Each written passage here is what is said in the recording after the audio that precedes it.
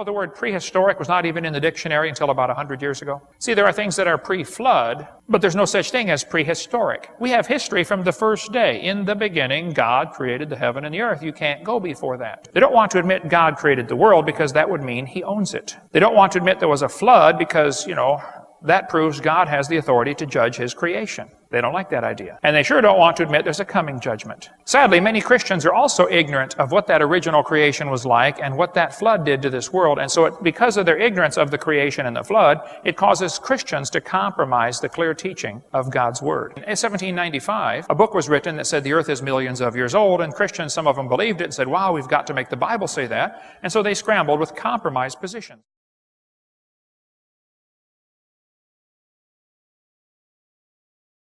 How old is the Earth?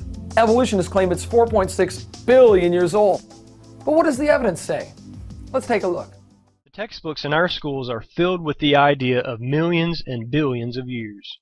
The next time you hear someone say millions and millions of years ago, stop them and ask, were you there? Science is knowledge derived from observation and study. Can you observe, study, or demonstrate something that happened billions of years ago? Absolutely not. It is true that over half the scientists believe in evolution. That is true, but that does not make evolution true.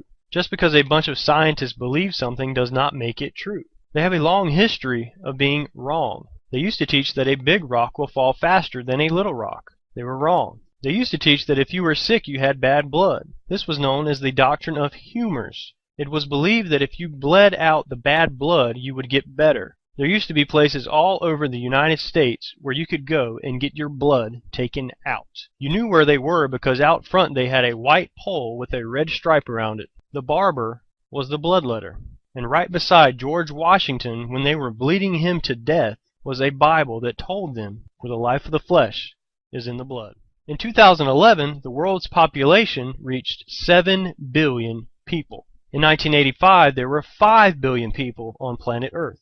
And in 1800, there were only 1 billion people on the planet. Most people agree that there were only about 1 billion people around 1800. The world's population at the time of Christ was about 250 million people. Starting from the Bible, we see that 6,000 years ago, God created everything. 4,400 years ago, there was a worldwide flood in which only 8 people survived. And this is exactly what the evidence shows. The current population shows only 4,400 years of growth.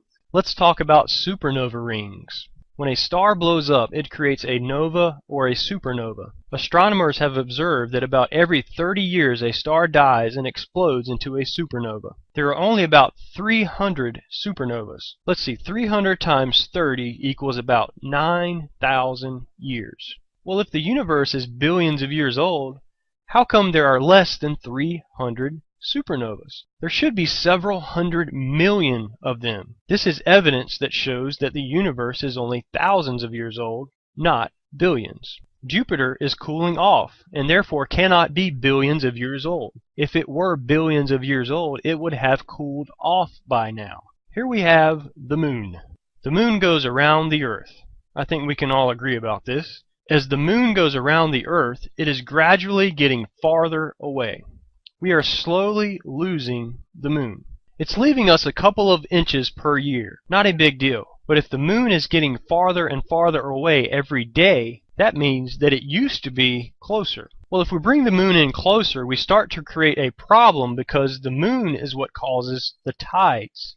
If the moon were closer, the tides would be higher. There's a law called the inverse square law. If you brought the moon to 1/3 the distance, you flip the 1/3 and square it, you get 9 times the gravitational pull. If you were to do all the math on this, you will find out that the moon and the earth would have been almost together just over 1 billion years ago. Walt Brown, in his book In the Beginning, says that this fact alone puts the age of the Earth-Moon system at less than 1.2 billion years max. Short period comets are losing material and have a life expectancy of less than 10,000 years. If the universe is billions of years old, why do we still see comets? They should all be gone by now. Magnets lose their strength with time. The Earth's magnetic strength has declined 10% in the last 150 years and 40% in the last 1,000 years. Since it is getting weaker, that means that it used to be stronger, and it cannot be more than 25,000 years old. The Earth's magnetic field alone limits the Earth to being less than 25,000 years old. This also means that carbon dating cannot work for more than a few thousand years. The Sahara Desert has a prevailing wind pattern. The wind almost always blows the same direction. This causes the desert to grow. The process is called desertification. They did an in-depth study of the Sahara Desert and came to the conclusion that the Sahara Desert is probably about 4,000 years old. So the desert started growing about 4,000 years ago. If the Earth is millions of years old, why is there not a bigger desert somewhere? Why would the biggest desert on the planet be less than 4,000 years old? Well, let's start from the Bible and see if we can figure this thing out. The Bible says that 6,000 years ago, God created everything. 4,400 years ago, there was a worldwide flood. It's pretty hard to have a desert under a worldwide flood. So I predict that the oldest desert should be less than 4,400 years old. And it is. Sometimes when they drill into the ground, they hit oil. And these oil wells can have up to 20,000 pounds per square inch of pressure. That is a lot of pressure. 20,000 psi. The people that have studied this have concluded that the rock can only hold that pressure for about 10,000 years or less. They say it should have cracked the rock and leaked off in less than 10,000 years. So now I have two questions. Where did the oil come from, and why is it still under pressure? Most scientists agree that oil comes from organisms that are changed by heat and pressure, turning them into oil. And it does not take millions of years to make oil. In 1971, they learned how to make oil in 20 minutes in the laboratory. In 1996, a proposal was approved in Western Australia that would build a plant to create oil from sewage sludge in just 30 minutes. There's a place in Texas that has turned turkey guts and other waste into oil. They said, we duplicated what Mother Nature does, but what Mother Nature took millions of years to do, we do in about 30 minutes. Again, let's start with the Bible and see what really happened. 6,000 years ago, God created everything. 4,400 years ago, there was a worldwide flood. During that flood, lots of animals and people drowned. They got buried by the gravel, rocks, and mud and sand, which got pretty heavy after a while, and eventually they were squished into oil. So the oil that is down there today is from the people and animals that drowned and got buried in the flood of Noah's day. Wood petrifies quickly. Here's some petrified firewood. Here's a petrified fish giving birth. It does not take millions of years to give birth. Here's a petrified cowboy boot with the cowboy's legs still in it. Here is a picture of the oldest tree on the planet. It is called the bristlecone pine. Now, tree ring dating is not an exact science. Trees often produce more than one ring each year. But this textbook says the oldest tree in the world is 4,300 years old. Now that is a pretty old tree. However, I have a question. If the Earth is billions of years old, why don't we have an older tree someplace? Why is the oldest tree 4,300 years old? The largest coral reef in the world is off the coast of Australia and is called the Great Barrier Reef. Some of the reef was destroyed during World War II by warships and things like that. Afterwards, some environmentalists studied the reef to see how fast it grows back. They watched it grow for 20 years. After watching it grow for 20 years, they came to the conclusion that the reef is less than 4,200 years old. If the Earth is billions of years old, why don't we have a bigger reef someplace? And why is the oldest coral reef less than 4,200 years old? When it rains, 30% of the water runs into the ocean, bringing with it mineral salts. The oceans are getting saltier every day. Today, they are 3.6% salt. They could have gone from fresh water to 3.6% salt in less than 5,000 years. If the Earth were millions or billions of years old, the oceans would be much more saltier. If you have ever been in a cave, the guide always says, don't touch the formations because they take millions of years to form. They say this formation in New Mexico started 250 million years ago. I don't think so. Some say that the fastest they can grow are 2.5 inches per 1,000 years. Here are some 50-inch stalactites growing under the Lincoln Memorial that was built in 1922. The photo was taken in the 1960s, so this happened in only about 40 years. Here's a picture of a guy in a building in Indiana that has huge cave formations in the basement from where the water had been leaking through the limestone. The picture was taken only 40 years after the building was built. Here's a picture from a mine in Australia. The mine was closed for 55 years, and when they went back in, there were these huge cave formations inside that only took 55 years to form. Did you know that at the current rate of erosion, the continents would erode flat in 14 million years? Obviously, the continents have not eroded flat, so the Earth cannot be millions of years old. Erosion features all over the Earth show there was much greater erosion in the past, probably from Noah's flood. The whole world was destroyed by Noah's flood. Here we have the Grand Canyon. This textbook says over millions of years, the Colorado River has carved out the Grand Canyon from solid rock. This textbook says the Colorado River has cut through layer upon layer of rock over millions of years. I don't think so. If a dam were built across Grand Canyon, a large lake would form. In fact, right after the flood of Noah's day, there used to be two huge lakes there, Grand Lake and Hopi Lake. The lakes are long gone, but the beaches are still there. You can still see the beach line. They got too full, went over the top, and washed out that canyon relatively quickly. That canyon is a washed out spillway. So no, it did not take millions of years for the Grand Canyon to form. It formed quickly, just after the flood. Trace that backwards, it all started 4,400 years ago, right when the Bible says the flood occurred. Why? Because the earth is young, not old.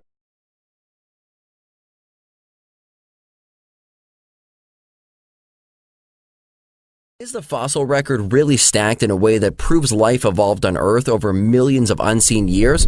Or does the fossil record provide evidence that the world was covered by a massive flood in Noah's time just thousands of years ago? Actually, the fossil record does not show increasingly complex life emerging over the millennia. What it shows is a record of death in the order that the creatures were buried during the worldwide flood. Think about it for a minute. Genesis 7 verse 11 says that the fountains of the great deep were broken up and the windows of heaven were open, creating floods and tidal waves that were unimaginable. The Bible says the floodwaters increased upon the earth for 150 days until all the high hills under heaven were covered with over 20 feet of water. This process successively buried all creatures outside the ark based on where they lived as the floodwaters prevailed, how smart they were, their means and speed of mobility, and their body density. This is precisely why the fossil record generally shows the shallow water marine creatures buried in the lower layers. Then, as the ocean waters rose higher and higher, the suffocated fish were buried, followed by amphibians, reptiles, mammals, and then birds. Dr. Carl Warner spent 17 years traveling to museums and dig sites around the globe, photographing thousands of original fossils and the actual fossil layers where they were found. His research revealed a lack of evidence for evolution theory, including no transitional fossils and clear evidence that shows animals have remained the same over the supposed millions of years of evolution. Dinosaur means terrible lizard, and dinosaurs lived with humans all through history. They just had a different name for them. But dinosaur bones and human bones have been found together.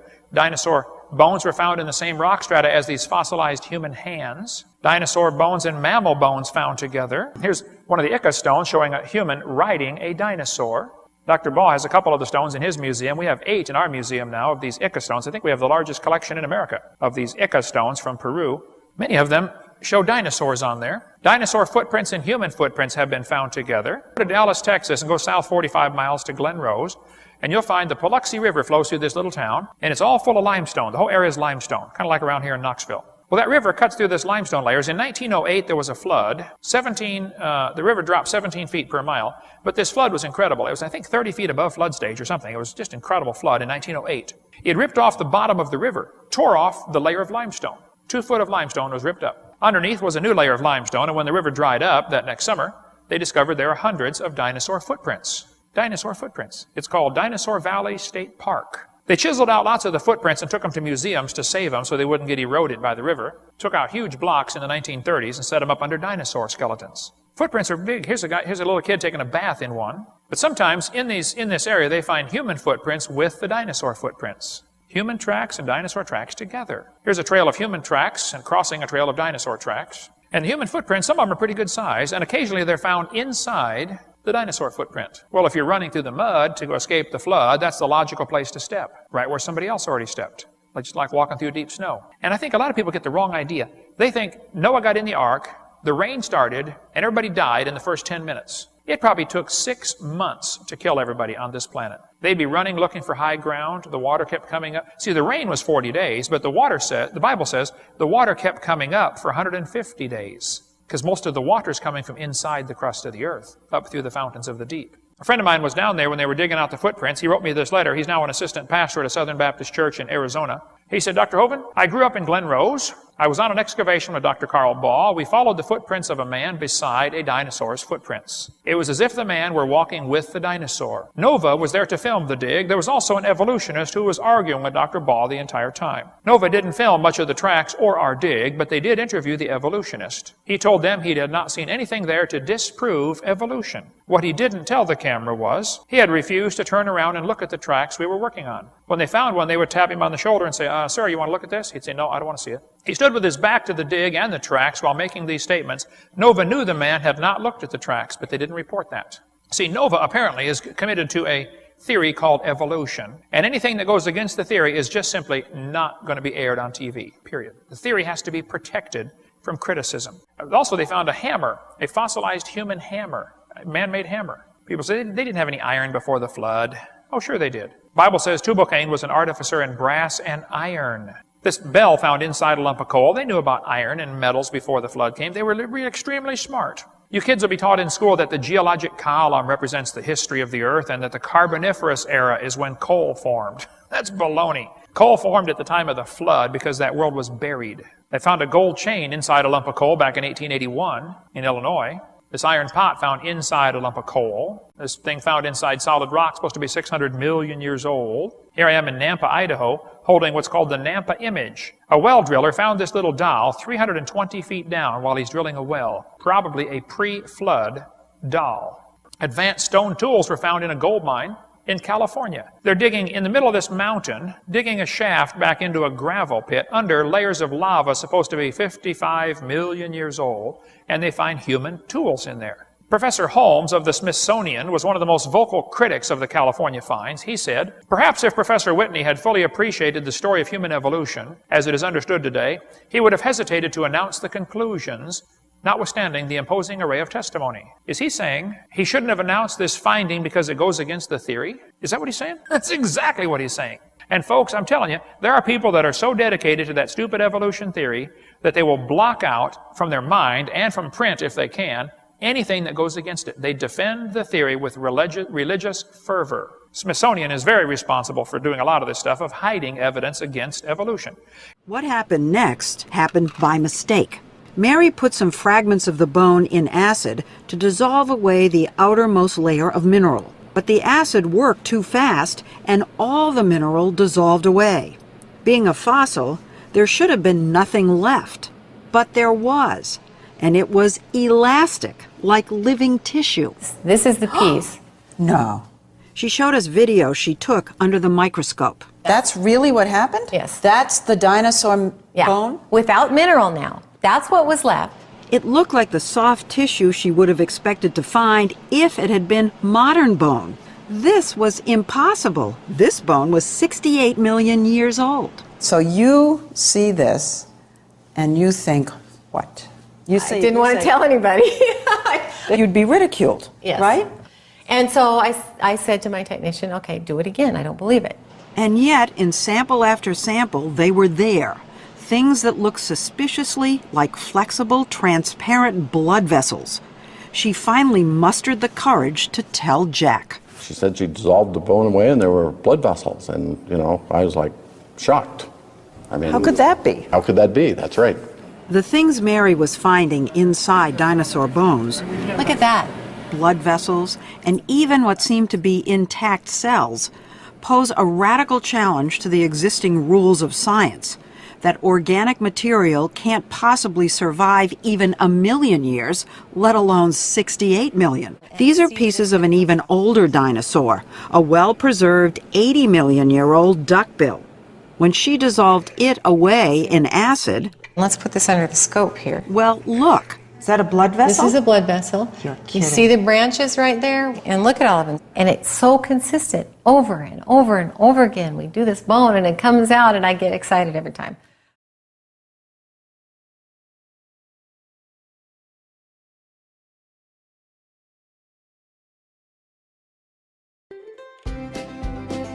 Nearly every textbook and science magazine teaches that the Earth is billions of years old, and the primary dating method used for determining this is what is called radioisotope dating, or radiometric dating. Now, this is a reliable method for measuring absolute ages of rocks and the age of the Earth, right?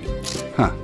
Evolutionists claim that they have absolute proof of millions of years by resorting to radiometric dating. The trouble is, it's not reliable. They find carbon-14 in diamonds and dinosaur fossils that are supposed to be millions of years old. The problem is, carbon-14 only exists for about 50,000 years. How can it still be present in finds that are millions of years old?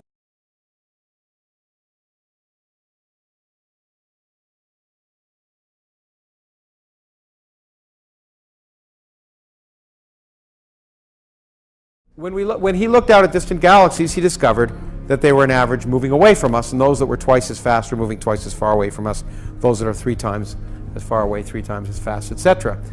Now, whenever I present this, and anyone else has presented it, the natural assumption is, when you look at this, that we are the center of the universe, because it implies that everything's moving away from us, and we are the center. And that, of course, is not true.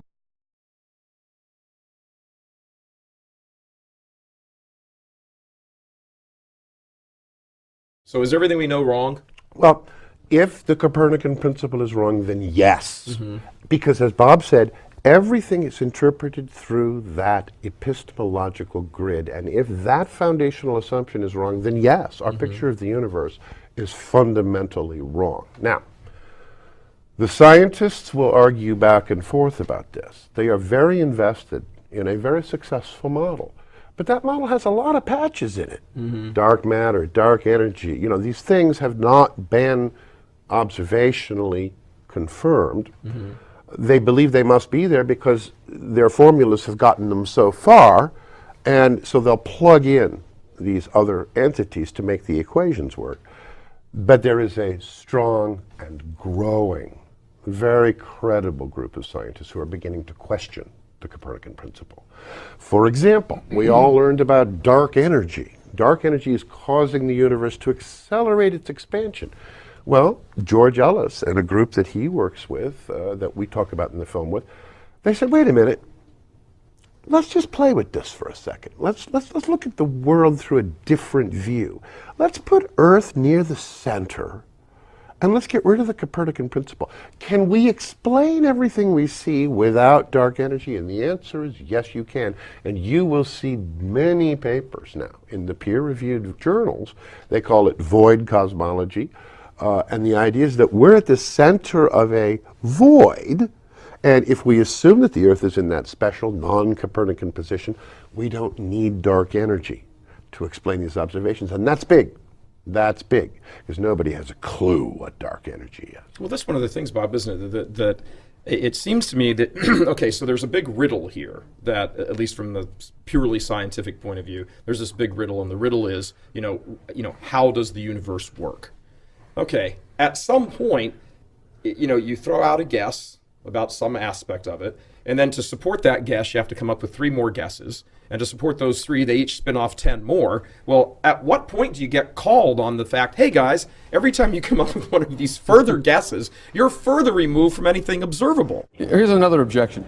If everything is moving, in other words, all the stars in the universe are moving, how could we possibly determine if we are the center of this moving universe? Over the past decade or so, we have seen out to the very limits of the observable cosmos.